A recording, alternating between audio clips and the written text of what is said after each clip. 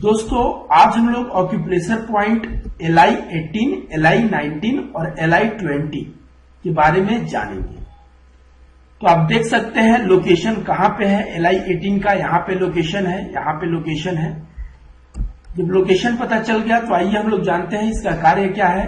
यह गले की समस्या जैसे गले में खराश, गले का दर्द, गला बंद हो जाना तथा निगलने में परेशानी होना, ये सारी समस्या का LI18 पे अगर उपचार दिया जाए तो यह सारी समस्या से निजात पाया जा सकता है। यह आवाज की समस्या जैसे आवाज कर्कश हो या किसी व्यक्ति की अचानक से आवाज चली गई हो, तो LI18 पे उपचार देने से अचानक से गई आवाज भी वापस आती है। साथ साथ अगर आपका आवाज कर्कश है तो आवाज मीठा भी होने लगता है। यह खांसी तथा अस्थमा के मरीजों के लिए बहुत ही लाभदायक बिंदु है। सांस लेते समय अगर घरघराहट की आवाज आए तो इस बिंदु पर उपचार देने से मरीज को काफी राहत मिलता है। कंधे के दर्द में यह बिंदु बहुत ही फायदेमंद है। इस पे उपचार देने से कंधे का दर्द ठीक हो जाता है। ऊपर के शरीर में अगर लकवा हो तो इस बिंदु पे उपचार दीजिए, मरीज को बहुत लाभ मिलेगा।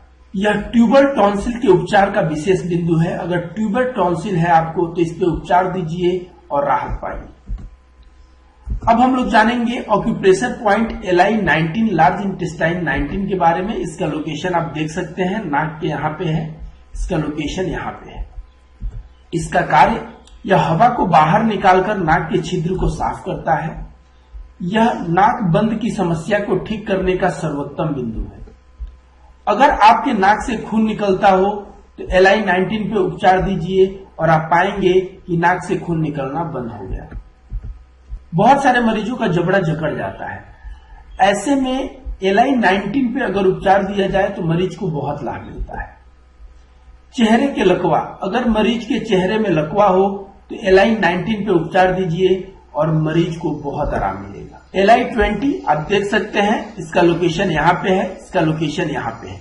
यह हीट को क्लियर करता है, यह हवा को बाहर निकालता है और नाक के मार्ग को खोलता है।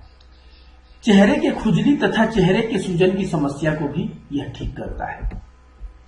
नाक बहता हो या काफी मात्रा में नाक से कफ निकल रहा हो, ऐसे में अगर LI20 पे उपचार दिया जाए तो मरीज को बहुत लाभ मिलता है। यह बंद नाक को ठीक करता है। मुझे लगता है यह वीडियो आपको अच्छा लगा होगा। इसे लाइक करें, शेयर करें और हमारे YouTube चैनल को सब्सक्राइब करना बिल्कुल न भूलें। धन्यवाद।